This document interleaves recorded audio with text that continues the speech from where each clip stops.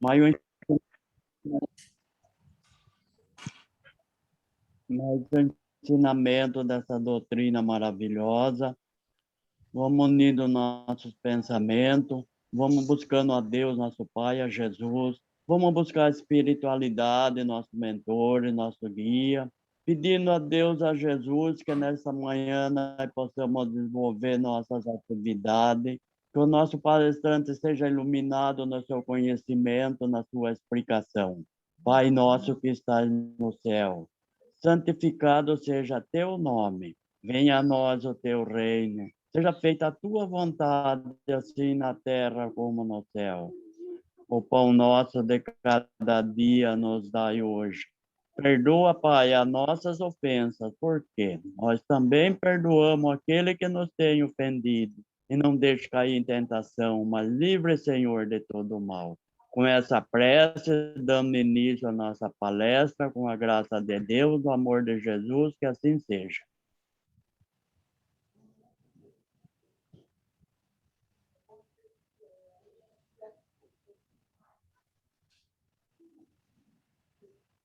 Bom dia a todos, sejam todos muito bem-vindos aí a mais um encontro nosso do Espiritismo Responde. Hoje nós temos um tema muito relevante que diz muito respeito a nós mesmos e às nossas famílias, que é a mediunidade no lar. Muitas vezes nós temos a sensação de que mediunidade é algo um pouco distante de nós, quando não, né? Quando nós percebemos que está ali em nosso dia a dia, né? Faz parte do nosso dia a dia. E a exposição de hoje tem como objetivo nós entendermos primeiro, né, o que é a mediunidade. E também se nós realmente a temos, né, conforme dizem, até que ponto ela influencia nossas vidas, né, as nossas famílias, e dessa forma, uma vez que nós consigamos entender um pouco melhor, nós passamos a utilizar melhor dela, em nosso proveito, em benefício próprio e da nossa família, tá? Fiquem à vontade para entrar quando acharem que deve, é importante isso, né, para a gente ganhar uma dinâmica gostosa aí na exposição. E para começar, nós vamos falar um pouquinho do que é a mediunidade, tá? Vamos entender o que é mediunidade. Mediunidade é a faculdade humana pela qual se estabelecem as relações entre homens e espíritos. É uma faculdade natural, inerente a todo ser humano, por isso não é privilégio de ninguém. Em diferentes graus e tipos, todas a possuímos. Aqui nós já temos alguns destaques a serem feitos que são bem relevantes, né? Primeiro, que mediunidade não é um atributo do espírito, como nós podemos pensar no primeiro momento, mas sim um atributo que é próprio do nosso corpo físico. É um atributo orgânico, fisiológico, é uma predisposição biológica que nós temos, tá? De maneira que nós não podemos dizer, em hipótese nenhuma, que mediunidade é um dom, né? Que mediunidade é algo que demonstra a grandeza do ser, tá? Não, é uma predisposição orgânica. E como tal, todos nós a possuímos, né? Como diz o texto aí, olha, é inerente a todo ser humano, ok? Então, todos nós a possuímos, de maneira que nós podemos utilizá-la positivamente ou negativamente, a depender da nossa disposição para tanto, né? Como todos os outros sentidos, né? Que nós podemos usar para o bem ou para o mal, a mediunidade também se dá dessa forma, tá? Então, essas são as primeiras ideias que nós concebemos com os ensinos da espiritualidade, que são muito importantes, principalmente para nós tirarmos da nossa mente que é o dom de apenas alguns. Não, né? É algo de todos nós e que nos serve, inclusive, como nós veremos, como um meio de reparação de dívidas que contraímos em outros tempos. Tá ok? E aí vimos o que é a mediunidade, né? Vamos falar da obsessão. O que vem a ser a obsessão? A obsessão é a ação persistente que um ser inferior exerce sobre o indivíduo. Essa ação implica em domínio que resulta em desequilíbrios psíquicos, emocionais e físicos, encarnados ou desencarnados. É uma espécie de constrangimento moral de um indivíduo sobre o outro, tá? O que é importante nós desdobrarmos os nossos estudos de hoje de mediunidade para obsessão é justamente nós percebermos esse elo entre um e outro. A mediunidade, muitas vezes, abre espaço para um domínio, para um constrangimento, para uma perturbação, né? Indevida de uma pessoa para outra, né? De um ser para outro. Isso é importante nós termos para conosco, né? Como diz aí o texto, olha só, não é toda e qualquer influenciação exercida que caracteriza uma obsessão. Não. A obsessão é caracterizada pela influenciação persistente, tá? Essa palavrinha é importante. Persistente. E aí vem a segunda parte importante, de um ser inferior sobre outrem, tá? Ou seja, a gente já tira algumas conclusões aqui.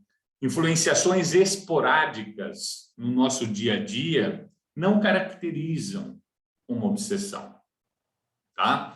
E também concluímos que seres superiores não obsediam, tá?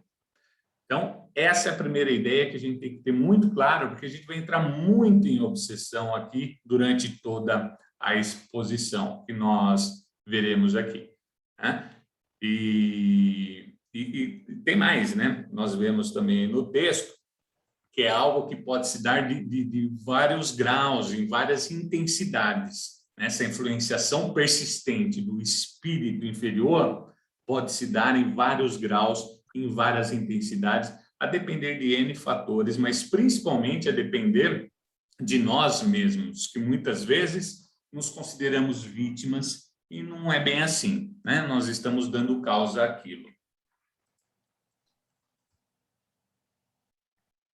Legal, já vimos mediunidade, vimos obsessão, agora nós vamos entender um pouco melhor quem são os obsessores, né? Quem são esses espíritos que nos obsediam? E a espiritualidade nos explica isso muito bem também, de maneira a desmistificar um pouco esse ponto que muitas vezes trazemos conosco. Olha só, quem são os obsessores? Os algozes de agora foram vítimas de nossos erros em outras oportunidades, tá? Então, na maioria das vezes, não sei se eu posso falar na maioria, mas em boa parte das vezes, o processo obsessivo tem como causa, tem como origem alguma conduta de nossa parte para com aquele espírito. Nós erramos com ele em algum momento e, em razão disso, ele deseja nosso mal. Em razão disso, ele deseja nos prejudicar, né? De modo que nós percebemos que isso não se dá gratuitamente. Nós demos uma razão para que aquilo aconteça, certo? Então, isso é muito importante para que nós paremos de nos colocar enquanto vítimas, né? Nós não somos vítimas, nós somos coautores daquele processo obsessivo. nós estamos dando causa a ele da mesma forma que aquele espírito também está dando. Nós estamos, além de dar a guarida aquilo com a nossa predisposição mental de cada dia, nós também acabamos dando causa àquilo em nossas condutas anteriores, certo? Mas o que é importante a gente entender daqui é que, considerando tudo isso, né, considerando que muitas vezes um processo obsessivo decorre de um erro de outrora, nós percebermos que se trata de uma oportunidade, né? Uma oportunidade de restabelecermos a paz, a reconciliação com aqueles que erramos em outros momentos. Então, nós temos no processo obsessivo ali não só prejuízos, né? Nós temos também o benefício de repararmos os nossos erros de outros momentos. Por isso é importante nós, ao invés de nos revoltarmos ou nos vitimizarmos, nós dialogarmos com esse espírito que está junto a nós numa linha de entendimento, numa linha de compreensão e de aceitação, tá? E de humildade, claro, né? Porque, como nós estamos vendo, somos nós os causadores dos problemas na maioria das vezes, tá bom? Só nesse caso? Não. Existem também processos obsessivos que decorrem de outras causas. É o que está aí, olha só. Muitas vezes, porém, o processo obsessivo decorre não de uma relação anterior, mas pela simpatia pelo que somos e pelo que prezamos atualmente, certo? É aquela sintonia que acaba sendo estabelecida de maneira que vira uma influenciação, que vira uma ação persistente em decorrência daquilo que estamos fazendo de nossas vidas, né? Aquilo que nós valorizamos, aquilo que nós buscamos, aquilo que nós fazemos, estabelece, sem sombra de dúvida nenhuma, quem serão as nossas companhias, né? Da mesma forma que nós ganhamos afinidades com aqueles, com os nossos amigos, né, em nosso dia a dia, porque nós temos ali uma identidade de pensamentos e muitas coisas, né? Gostamos de estar uns com os outros, fazendo muitas vezes as mesmas coisas. O processo obsessivo também decorre disso, por afinidade. Afinidade de gostos, afinidade de vícios, afinidade de malfeitos, né? Então, também é uma causa de processo obsessivo. Além do processo obsessivo que tem como origem ali um erro de outro momento, também o processo obsessivo que se dá em decorrência daquilo que eu venho fazendo hoje, por mera afinidade, né? Se eu sou dado ao uso de álcool de forma descontrolada, com certeza eu vou ganhar afinidade de espíritos que se comprazem disso, que da mesma forma também gostam das sensações que o álcool proporciona e está ali comigo, inclusive, comutando de todas essas sensações. Então, processo obsessivo se dá dessas duas formas, né?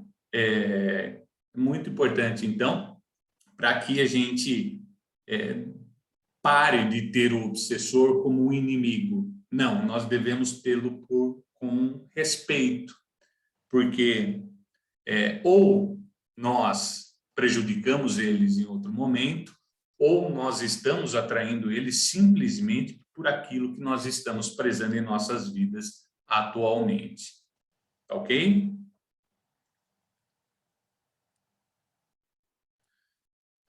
E aí vem essa outra reflexão. A obsessão acontece apenas entre espírito e encarnado? O que vocês acham? Alguém arrisca dizer aí? Se dá também em alguma outra situação? Pode ser de encarnado sobre um espírito. Isso mesmo. Encarnado para desencarnado, né, no caso? Exatamente. Perfeito, perfeito. É isso mesmo, Luiz. Mais alguém? Tem algum exemplo?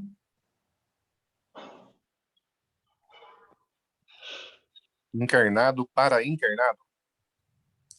Encarnado para encarnado. É possível também a obsessão?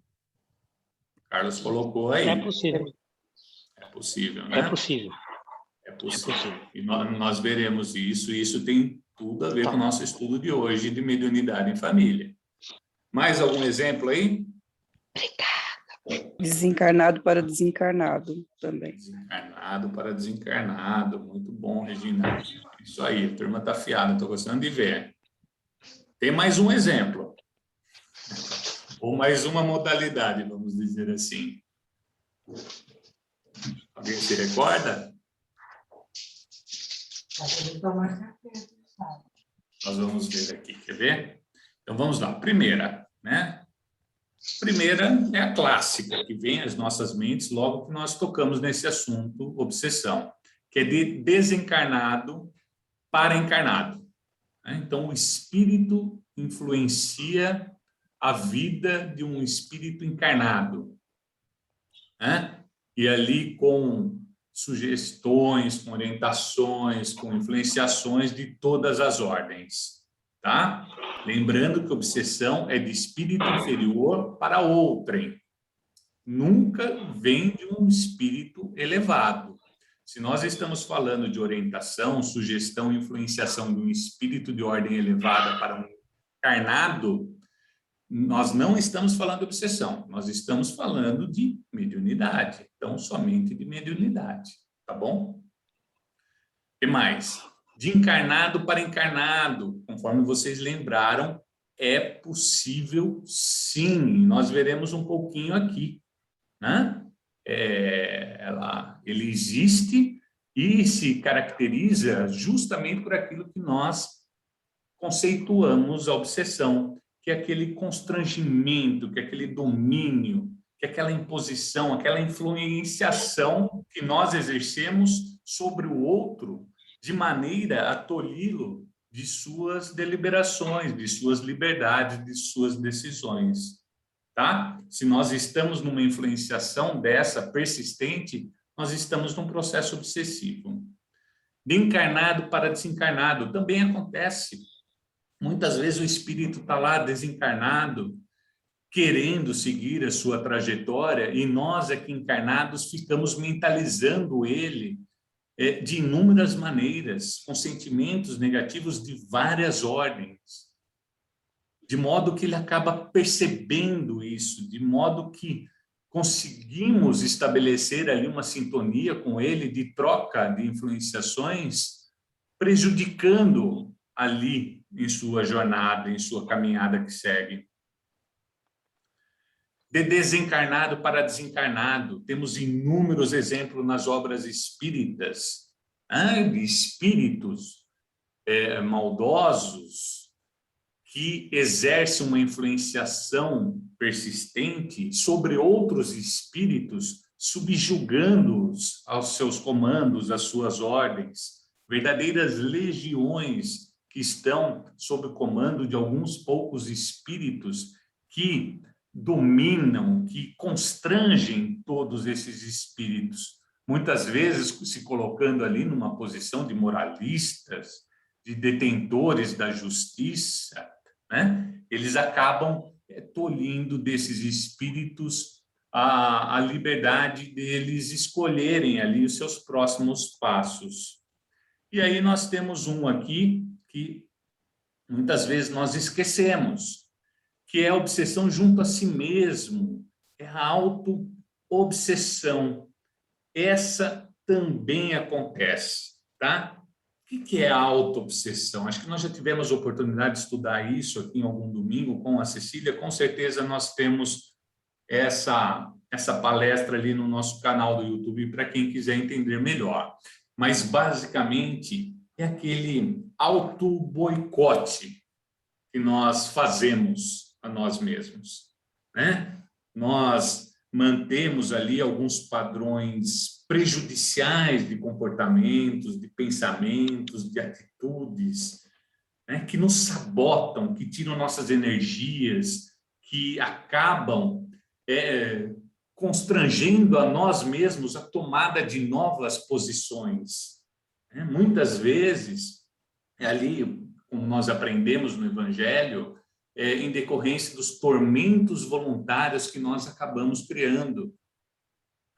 Nós inventamos problemas para nós e, dessa forma, acabamos nos deixando dominar, nos restringimos a novos voos, né? Ficamos naquela passada, patinando, né? Então, isso é autoobsessão. Nós não vamos falar dela aqui hoje, tá? Mas é só um parênteses entre as outras modalidades para nós entendermos o quão ampla é a obsessão, tá? E claro aí? Tá tudo certo até agora, pessoal? E aí nós chegamos propriamente no tema de hoje, que é a mediunidade na família, tá? Como tudo isso acaba acontecendo dentro dos nossos lares. Até que ponto isso vem a beneficiar e a prejudicar cada um de nós, cada um dos nossos entes queridos? Existem ali obsessões, né?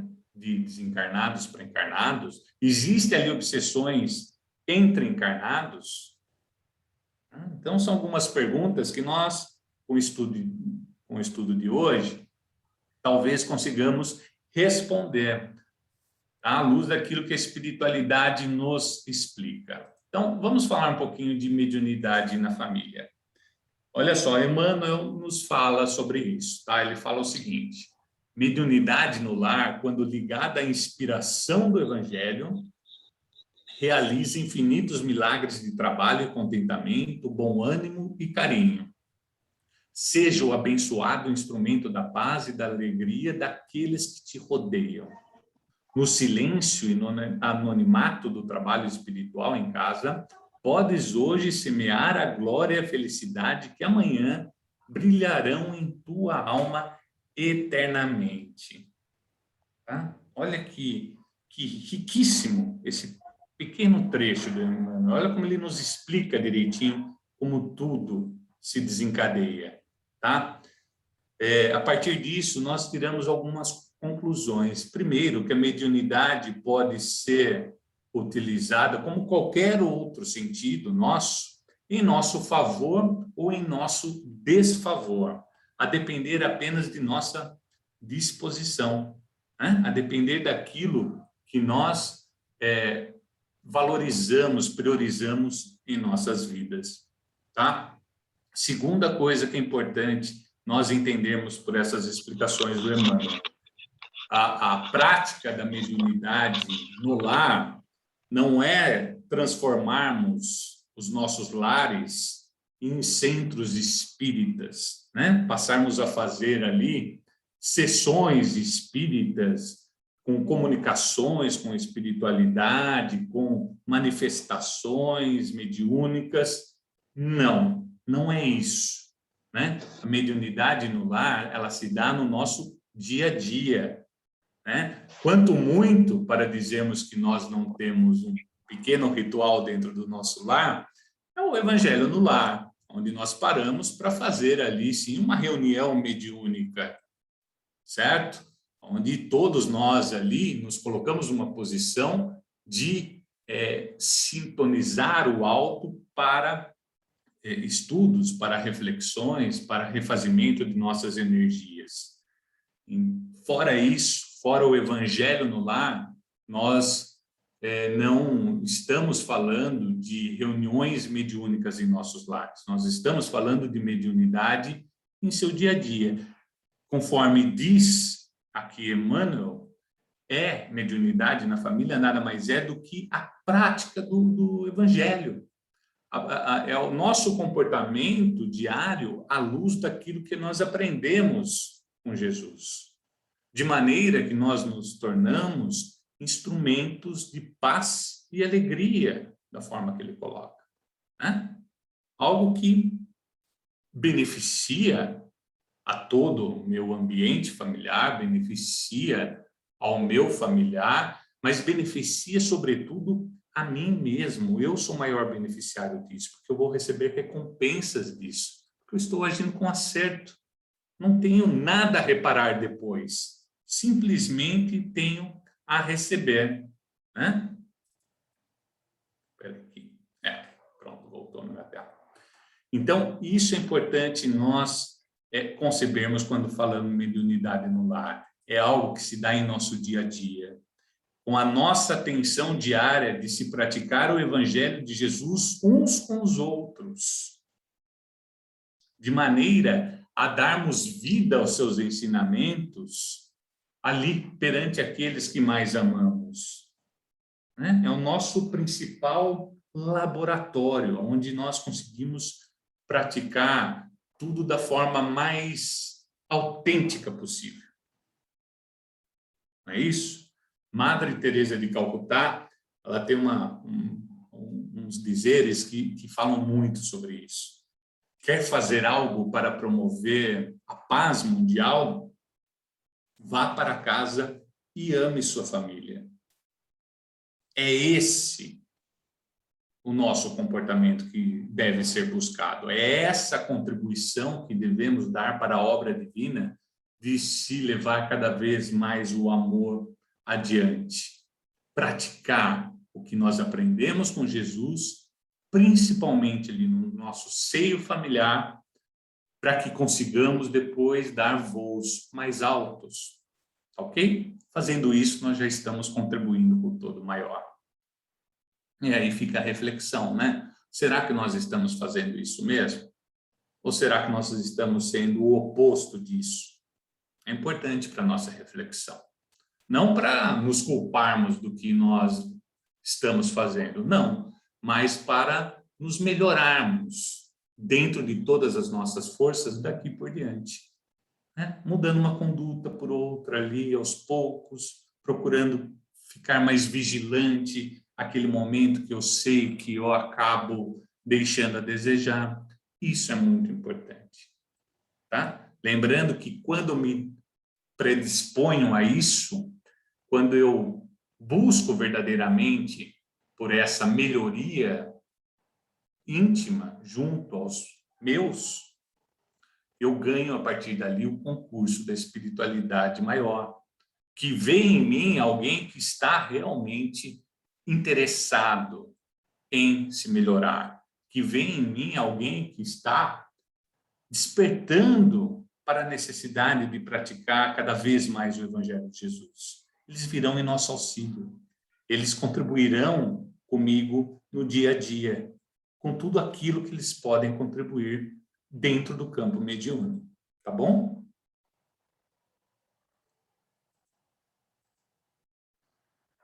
Aí nós temos um trecho de Joana de Ângeles, que é bem interessante também, olha só. No abençoado núcleo familiar, onde se encontram espíritos de diversos comportamentos trabalhando em favor da retificação dos erros do passado e seguro direcionamento moral para o futuro, é compreensível que surjam discretos ou agressivos fenômenos mediúnicos causadores de distúrbios nos relacionamentos afetivos, tá? Nós vivemos numa mesma família para que possamos retificar, reajustar, reparar atos de outros momentos, né? Então, é natural que ali se deem desajustes, é natural que ali se deem algumas contendas, tá? Inclusive mediunicamente falando, certo? Então, nós estamos ali no meio que foi devidamente pensado para que nós pudéssemos aprender as lições que precisamos aprender com um nível de provocação necessário para tanto, né? Então, ali, o meu companheiro de jornada traz ali as lições que eu preciso. Ele não está ali só para me, né, só para me acariciar. né? Só para ser carinhoso. Não, ele está ali para propor as lições que me são necessárias para que eu aprimore. Então, eu preciso observar, eu preciso procurar tirar o melhor proveito disso e, acima de tudo, respeitar, porque eu entendo isso, porque eu entendi pelo que a espiritualidade explica que isso faz parte do meu aprendizado e meu próprio benefício, mesmo quando os desajustes aparecem, né? Eles vão acontecer mesmo, é natural que aconteçam. Joana está falando, tá? Mas assim, desde que sejam, claro, discretos, controlados, esporádicos, né? Se passar disso, nós podemos estar entrando num campo perigoso, inclusive no campo da obsessão, certo? Porque nós abrimos ali todas as janelas, todas as brechas, para que as influenciações negativas aconteçam em todas as frentes, não só isoladamente em cada caso daquele que nós vimos no slide anterior, mas em todas. Ao mesmo tempo que eu estou obsediando o meu parceiro, eu estou sendo obsediado pela espiritualidade que se compraz daquilo, que vê aquilo como sendo o caminho mesmo, né? Que ele torce pela nossa derrota nessa vida de agora. Então, é muito importante nós controlarmos sempre essa situação. Desajustes existem, mas tem que ser sempre controlados, discretos, eventuais, não algo que tome conta de nós, porque senão a gente acaba entrando no campo das influenciações negativas.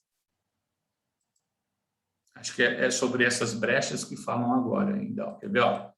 Falando de mediunidade já no campo da obsessão, tá? Então, olha o que nós temos aqui.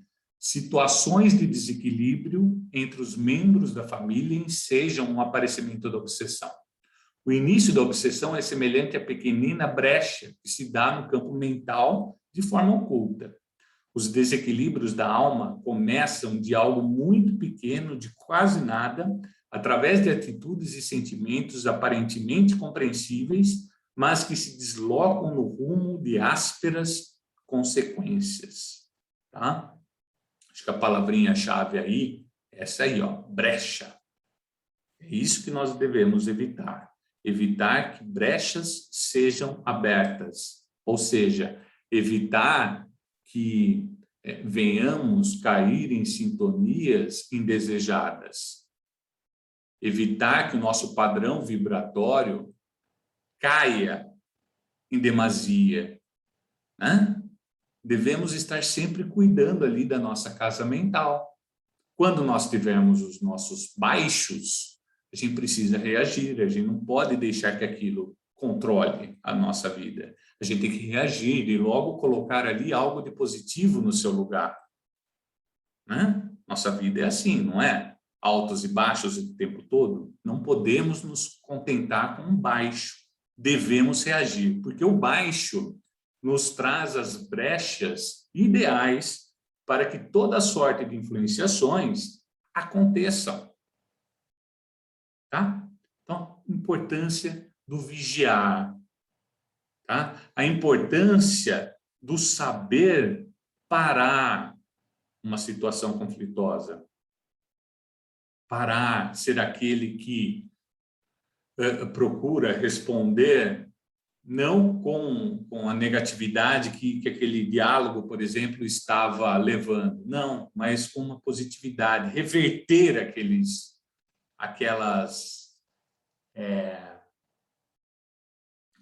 linhas de conversação negativas que muitas vezes estabelecemos, né? E isso, se não por nós, pelos nossos semelhantes, né? Porque o nosso descuido reflete em todos nós. O descuido de um casal reflete em demasia na vida dos filhos. Nós sabemos disso, que observam muito mais do que podemos imaginar os seus pais, e neles se inspiram para a construção do seu caráter, para a construção do seu ser, né, para aquilo que está por vir na vida dele.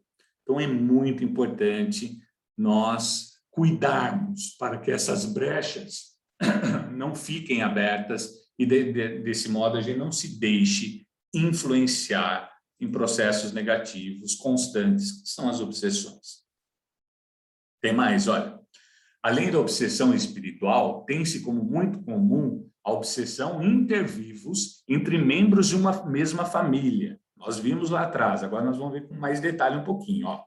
É o caso, por exemplo, de esposas dominadoras, mães neuróticas, maridos desajustados, incompreensíveis, filhos rebeldes, situações que criam meio de ódio, raiva, violência, ciúmes, com grandes desequilíbrios em que os seres se bombardeiam mutuamente pelos pensamentos. Né? Então, quando nós vivenciamos uma situação dessa em nossos lares, nós estamos nos bombardeando mutuamente pelos pensamentos. Não é só no calor ali dos acontecimentos que nós estamos ferindo uns aos outros. É constantemente, porque os nossos pensamentos se movimentam, ganham vida e interferem no outrem. É importante nós cuidarmos, porque se não cuidarmos, né, logo vira um constrangimento, logo vira um domínio, logo vira uma restrição, de maneira que criamos toda uma perturbação, todo um desequilíbrio, de maneira que nós ganhamos ali um concurso de espiritualidade de ordem inferior que quer mais que o circo pegue fogo mesmo. Não é isso? Então, é muito importante nós cuidarmos, né? Aquela coisa, matarmos no ninho, quando essas problemáticas começam a surgir, quando identificamos esses problemas. A espiritualidade está dando um norte para a gente aqui, está falando onde tudo se inicia. Tá? Onde tudo se inicia. Devemos deixar, conforme Joana de Angelis fala, que esses conflitos sejam os mais esporádicos possíveis. Se não eliminar das nossas vidas, pelo menos os mais esporádicos possíveis. E leves também, claro. Né? Para que não vire algo mais, não vire um processo obsessivo onde todos perdem. Todos perdem. Tá bom? E aí, a gente adentra aqui num outro... Até aí, tudo bem ou não? Ficou claro aí, mais ou menos? Alguém quer colocar alguma coisa?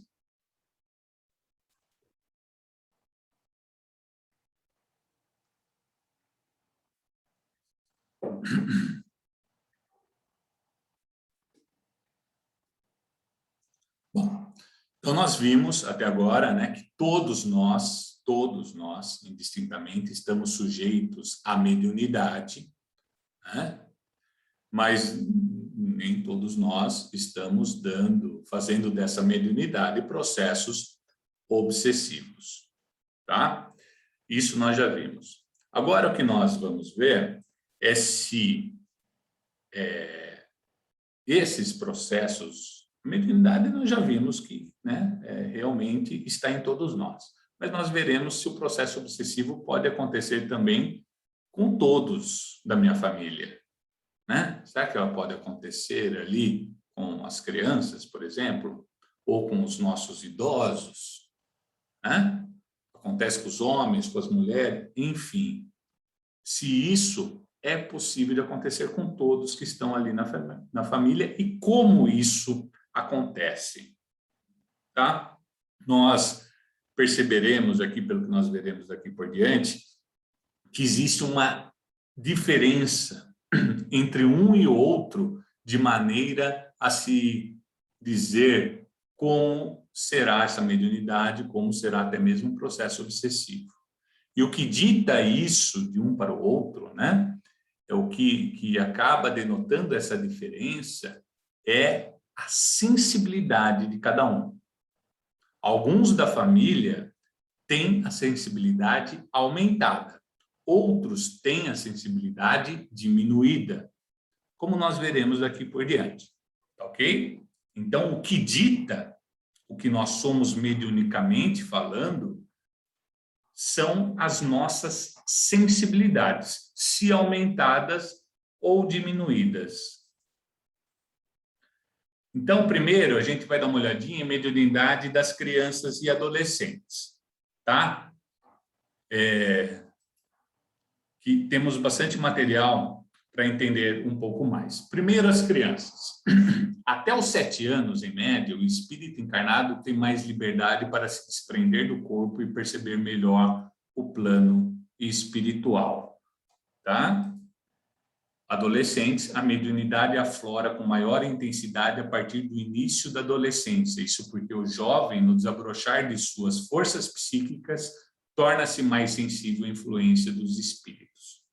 Então, assim, olha aqui como cada um traz uma condição diferente.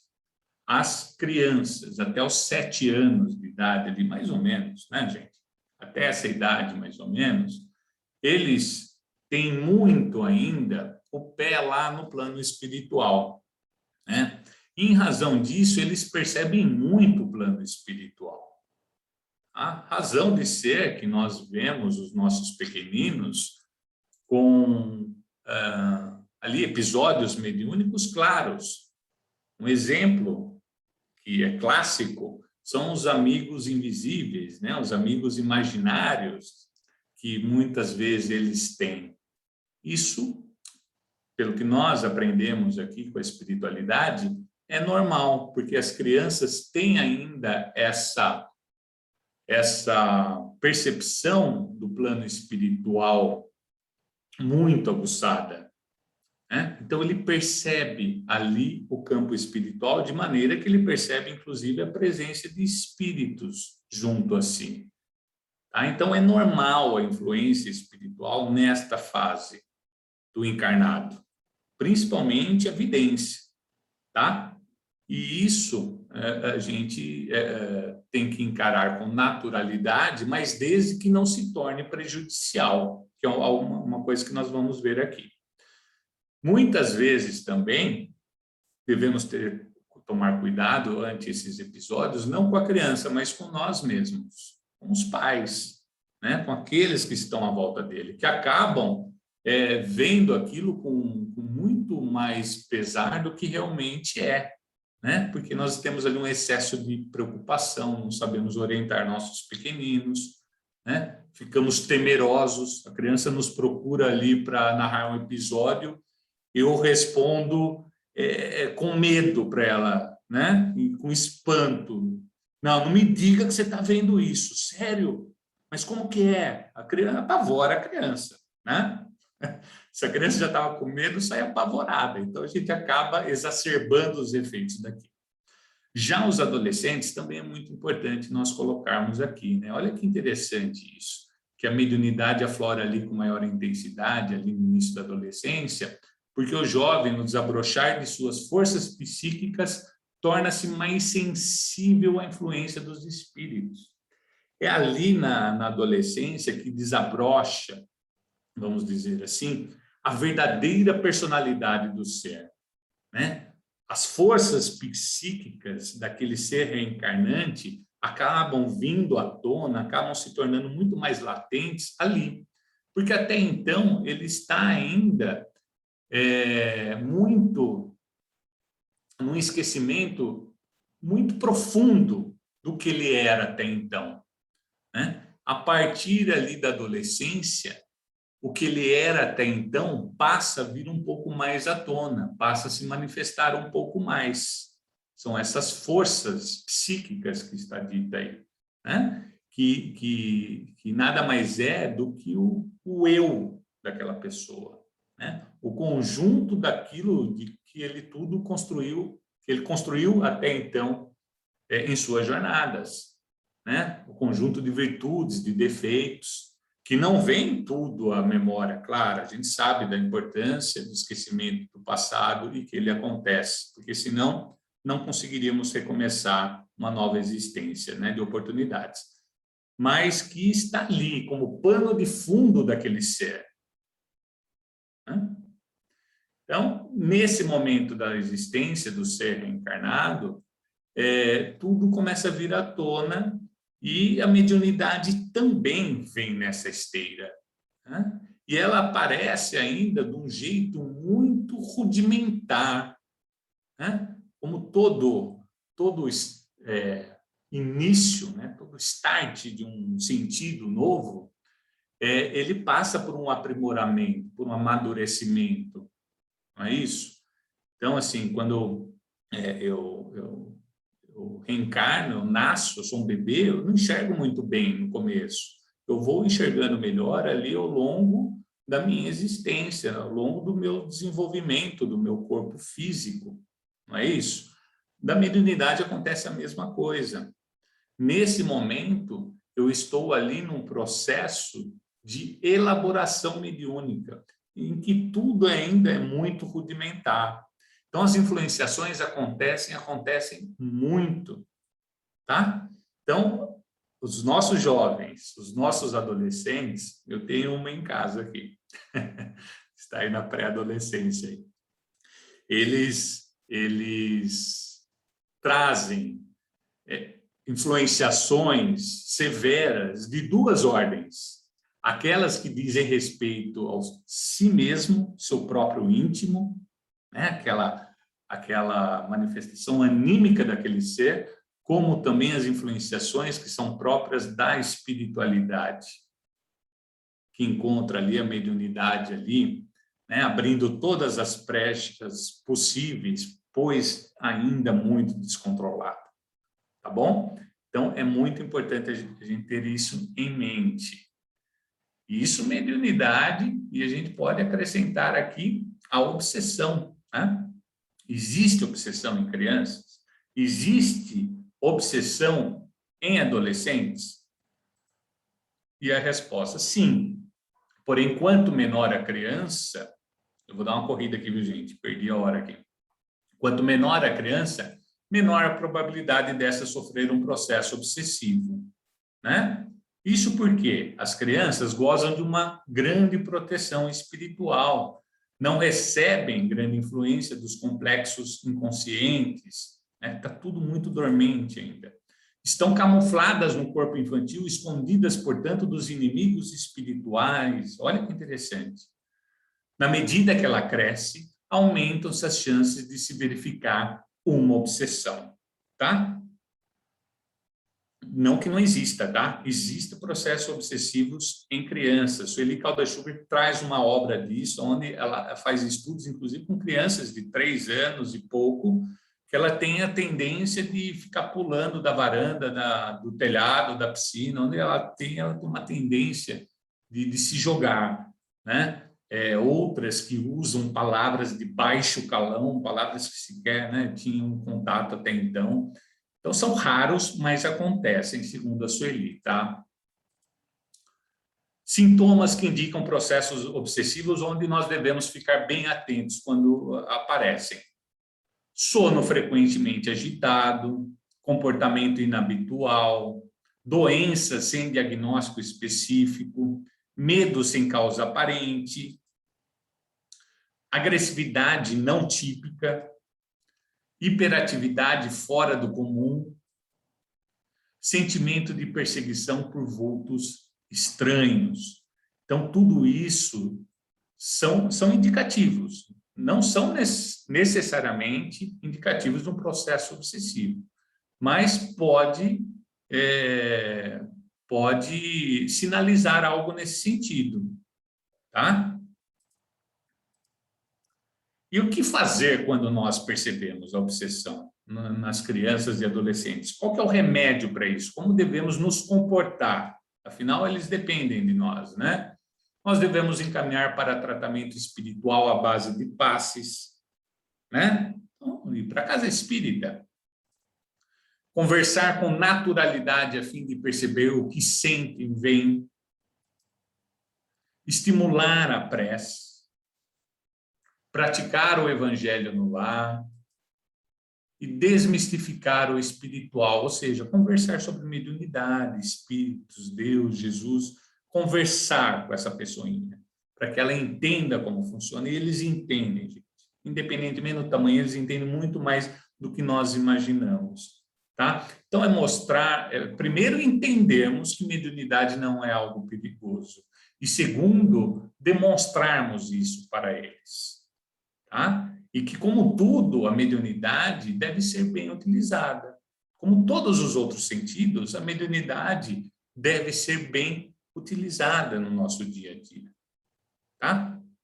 Então, isso é muito importante, a gente perceber para logo fazer a orientação correta, né? Tem mais aqui, ó. Harmonização no lar, evangelização infantil, estudos espíritas para os adolescentes, orientação, amor e exemplo dos familiares, encaminhar a tratamento médico-psicológico nos casos em que o comprometimento for além do aspecto espiritual. Então, tudo isso é importante. Nós que guardamos essas crianças e adolescentes, observar e orientar, encaminhar na medida que tudo se mostre mais perceptível. E desenvolver a mediunidade é uma saída para as nossas crianças, para os nossos adolescentes. Nós podemos desenvolver, ou seja, desenvolver, aí até uma palavra que tem até duplo sentido, nós podemos incentivar, estimular a mediunidade neles. E aí nós temos isso, olha só. Não é recomendável o estímulo à mediunidade de uma criança ou de um adolescente. Isso poderia gerar confusão mental, prejuízo na estruturação do seu ego e uma imaginação excessiva. As crianças com esse quadro devem frequentar a evangelização infanto-juvenil. Já os adolescentes devem participar de grupos de estudos, evitando exercícios mediúnicos com desencarnados em condições de sofrimento ou com intenções agressivas. Em todos os casos, devemos procurar por uma casa espírita para receber uma orientação, tá? Então, não é o momento, se nós temos ali um jovem de 15 anos que está com essas pontuações mediúnicas, não é o momento de pegar, colocar numa casa espírita para que isso seja educado, aprimorado, incentivado. Não é o momento, porque como nós dissemos lá atrás, tudo isso ainda é muito rudimentar, está em formação no jovem, né? Não é o momento de entrar uma mão alheia naquilo. Vamos deixar que aconteça mais adiante ali, quando tiver 17, 18, ele entra no curso na casa espírita, ele vai aprender sobre mediunidade e ele pode ali sim educar a sua mediunidade, né? Até ali não é recomendável. Aí eu trago um trecho para vocês do Sérgio Felipe de Oliveira. Ele é um médico, neurocientista, psiquiatra da USP, um pesquisador da USP, espírita, muito atuante, né? E é a luz da ciência na doutrina espírita, como sempre devemos buscar. Então, olha o que ele fala das crianças aí, tá? Se não tiverem ouvindo o áudio, por favor, me avisem. E na criança, como você colocou, a criança ela é vamos dizer assim, um tubo de ensaio de experiências espirituais riquíssimas. A criança precisa ser acompanhada do ponto de vista psicológico, afetivo, educativo para a vida, precisa ter presença e precisa estar muito de olho na parte espiritual, sobretudo quando a mediunidade está para amadurecer biologicamente, que é quando a criança está para se tornar púbere. Uhum. Quando está para entrar na fase fértil. Aí a mediunidade vem estourando do ponto de vista biológico. E aí o adolescente, o pré-adolescente, fica extremamente influenciável. Extremamente influenciável. Aí começa, como você vê hoje, está tendo muito transtorno bipolar, sim, epilepsias atípicas, sim, não é? Sim. Derivados dessa profusão de expressão mediúnica para as drogas. Sim. Não é? Então, a psicologia... Sexualidade precoce, gravidez precoce, é verdade. Na verdade, há vamos dizer assim, um aumento da sensibilidade tremendo quando há um estouro, um vulcão de sensibilidade. Então, a criança tinha que estar sendo preparada desde o começo, tem que se dar atenção para essa fase, não é? muito bom, né? Acho que coroa tudo aquilo que a gente conversou aí, né? Na verdade, explica tudo aquilo que eu deixei meio sem explicar, de uma forma mais clara aí. E aí tem mais, tá? Eu vou passar mais, aqui no computador deu uma travadinha aqui, enquanto ele processa. Alguém tem alguma coisa para colocar aí? Ficou claro isso? Vocês estão me ouvindo? Sim, estamos ouvindo, sim. Tá. Então, olha como nós vimos, né? Bastante coisa aí com o Dr. Sérgio Felipe de Oliveira, né? A importância de cuidar da nossa criança no aspecto educativo, moral, né? E também espiritual. Tratá-lo como um ser integral, né? Sobretudo na pré-adolescência, onde ele está ali entrando ali num momento onde a sensibilidade está ali em ebulição, né? Então, nós precisamos entrar com o auxílio necessário, principalmente entender os nossos jovens, que é uma fase complicada para ele mesmo, tá? E tomar cuidado, porque senão pode virar algum transtorno, se a gente não souber cuidar, como ele fala, da bipolaridade, né? Drogas, epilepsias. E na criança, como você... Aqui, acho que já foi, deixa eu ver... Acho que era só um de criança mesmo. E na criança... Nos idosos também tem alguma diferença, tá? Lembra que eu falei lá, o que vai ditar a mediunidade de cada um dentro daquele lá é a sensibilidade, se aumentada ou diminuída, né? E ele também explica para nós, tá? Outra coisa interessante, quanto mais velha uma pessoa, mais magnetismo ela tem. Porque ela está se desligando do corpo, então ela solta a energia orgânica, ela solta o magnetismo.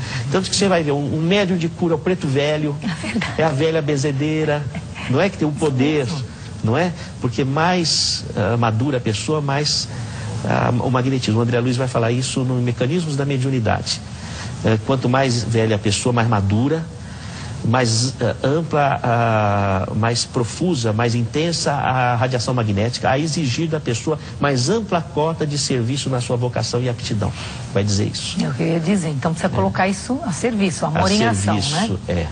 Isso precisa. Interessante, né? Então, médium não aposenta nunca. Quanto mais velhinho, mais capacidade ele tem de doação, né? Maior a sua cota de serviço, maior é a necessidade dele colocar sua vocação em prática, né? Ele tem esse poder do magnetismo, da doação do ectoplasma, que auxilia, inclusive, na cura, tá? Então, é importante a gente ter isso em mente, deixar as crianças perto dos nossos avós aí, e estar perto deles também, porque eles doam. Outra coisa interessante, quanto mais velha uma pessoa, mais magnetismo.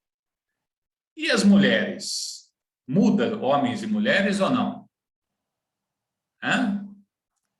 Pior que muda, viu, gente? Cada um é de um jeitinho, olha só.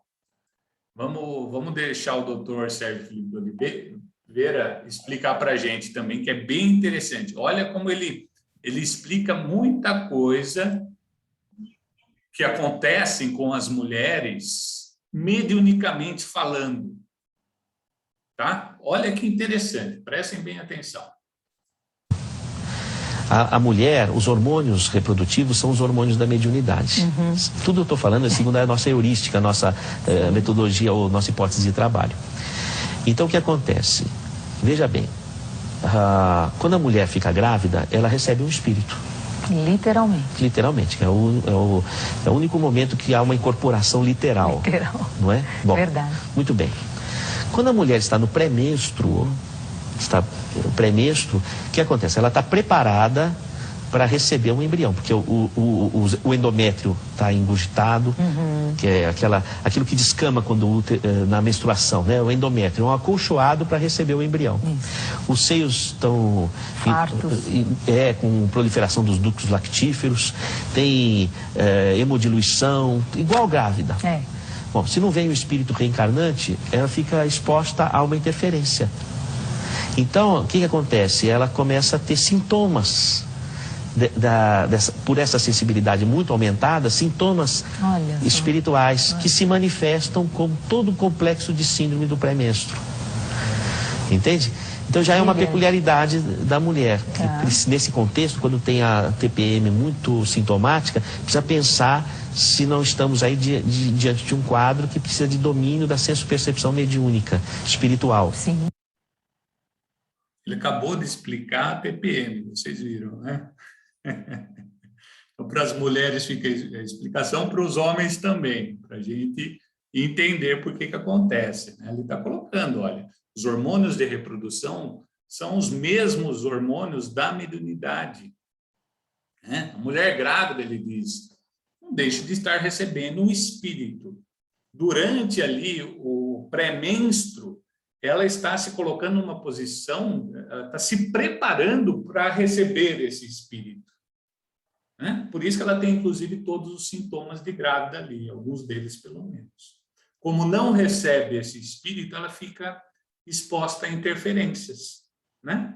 Então, ou seja, a sensibilidade é aumentada, aonde sintomas espirituais acabam se fazendo muito mais presentes, tá bom? Ele fala ao ponto, inclusive, que quando isso está demais, é importante cuidar, inclusive, da causa, né? Cuidar da mediúnica. Quando a TPM é demais, né?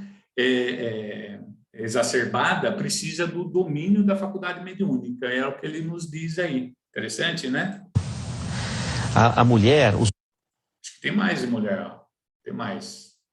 Outra coisa é a menopausa, porque ocorre o seguinte, o estrógeno, ele é produzido pelo ovário. Quando cessa o período fértil, ele para de ser produzido. E o estrógeno é que induz a formação do endométrio, dos vasos sanguíneos do útero, não é? Parando o estrógeno, aquela profusão de sangue para alimentar o bebê, não existe mais. Mas aquela profusão de sangue leva energia vital, leva ectoplasma para o útero. Se para de haver uma concentração de ectoplasma no útero, vai haver uma equidistribuição dessa energia. Começa a subir. E a mulher sente como fogachos. Olha. Entende? Então, nessa idade, a mulher está com uma produção ectoplásmica intensa. Ela precisa trabalhar com cura, com coisas assim, sabe? Com doação de ectoplasma. Tal. Também muito interessante, né? Ele explica a menopausa aí, tá?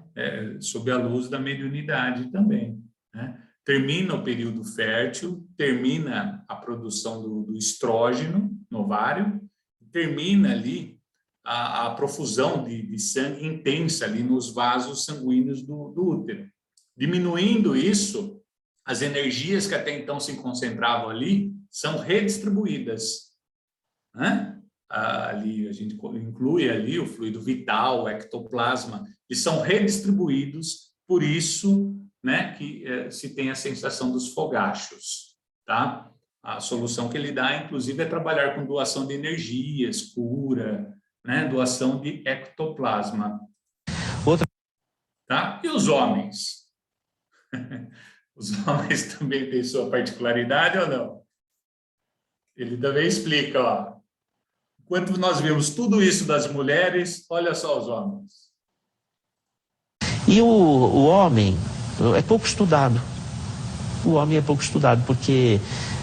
o homem é pouco estudado. O homem é pouco estudado, porque a sexualidade masculina, mesmo do ponto de vista hormonal, do ponto de vista... é pouco estudado. Não é como na mulher. É verdade. Por uma questão de preconceito, o machismo da sociedade. Hoje que existe pesquisas mais profundas a respeito da hormonologia do homem, etc. Mas o homem também apresenta flutuações hormonais com as influências espirituais, alterações de testosterona, uma série de questões muito curiosas sobre o assunto. Também temos nossos mistérios, mas ainda não foram decifrados, tá? Então é isso, gente. Para encerrar, eu trago esses dizeres aqui. De Emmanuel. Todos os homens têm o seu grau de mediunidade nas mais variadas posições evolutivas, e esse atributo do espírito representa ainda a alvorada de novas percepções para o homem do futuro, quando, pelo avanço da mentalidade do mundo, as criaturas humanas verão alargar-se a janela acanhada dos seus 5 sentidos, tá? Então, é um sentido que encontra-se em aprimoramento, em desenvolvimento. Cada vez mais nós o teremos de uma forma aprimorada, certo? De maneira que nós consigamos uma maior integração com o plano espiritual. Mediunidade é essa ponte, esse elo de ligação, né? Do físico com o espiritual. De maneira que a gente consegue conceber como seria, né, maravilhoso se nós conseguíssemos aproveitar da mediunidade como um todo, né? Ela possibilita o reencontro das almas, ela possibilita a continuidade das experiências em família, além das instruções que nós recebemos. Então, fica aí o pedido da espiritualidade para que a gente cuide dela com todo o carinho possível, com muita vigilância em nosso dia a dia. Tá bom? Então é isso. Muito bem, Eduardo. Excelente, viu? Bom mesmo. Ficou claro aí, gente? Não fiz muita confusão? Não? Então tá bom. Desculpa o horário aí, que é bastante coisa, né? Mas não podia ficar de fora, principalmente as explicações do Sérgio aí, que são muito esclarecedoras, né? Alguém quer perguntar alguma coisa?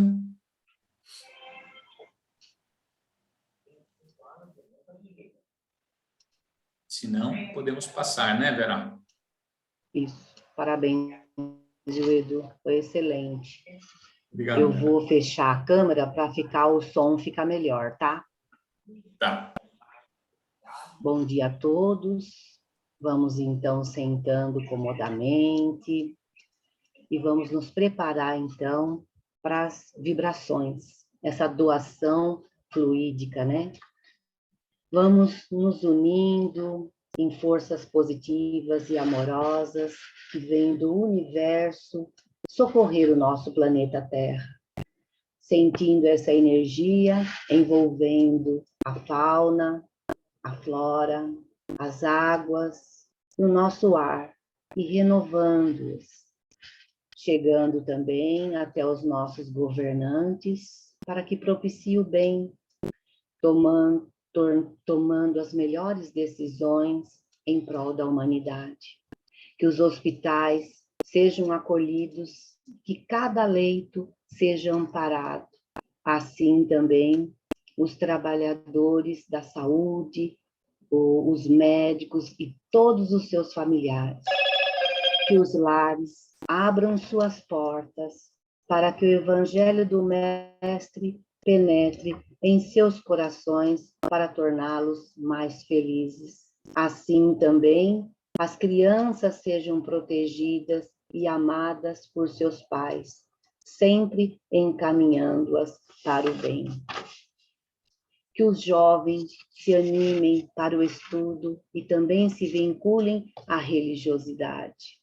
Os orfanatos, casas de repouso, moradores de rua e presídios recebam um abraço carregado de afeto. Que essa energia toque especialmente o caderno virtual da fraternidade, onde encontram-se o nome de todos os assistidos. E assim, coloquem também o medicamento na água de todos os assistidos, para que durante a semana possam estar em contato com o bem, ajudando-as a enfrentar suas dificuldades.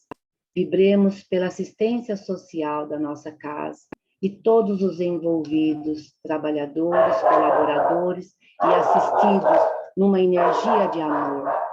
Pelos desempregados que tenham força e esperança de dias melhores. Vibremos luz para os nossos lares. Vamos sentindo Jesus entrando em nossos lares e renovando nossas esperanças. Vibremos por nós mesmos para que nos envolvamos em amor, vençamos as nossas dificuldades nos compreendendo, nos aceitando e assim crescendo em muito amor. E agora vamos sentindo as vibrações de Deus chegando até nós, nos envolvendo em amor, tocando a nossa cabeça, tocando os nossos ombros, todos os nossos órgãos internos, as nossas pernas, os nossos pés, nos deixando cada vez mais envolvidos por esse amor, por essa paz, por essa alegria que é transmitida a todos nós nesse momento.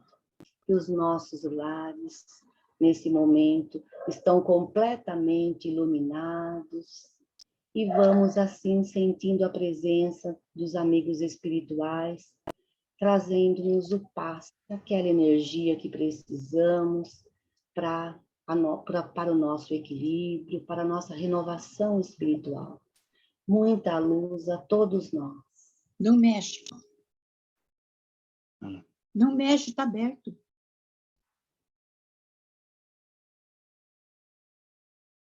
Que assim seja, graças a Deus e a Jesus.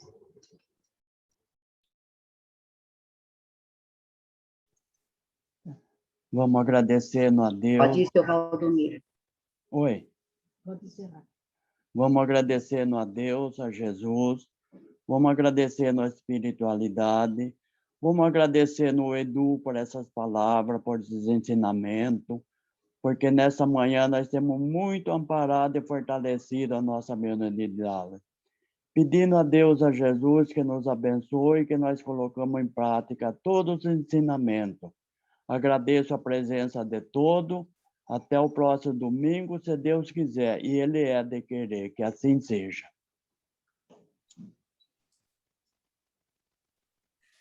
Ai, desculpe meus cachorros, viu? Imagina, faz parte.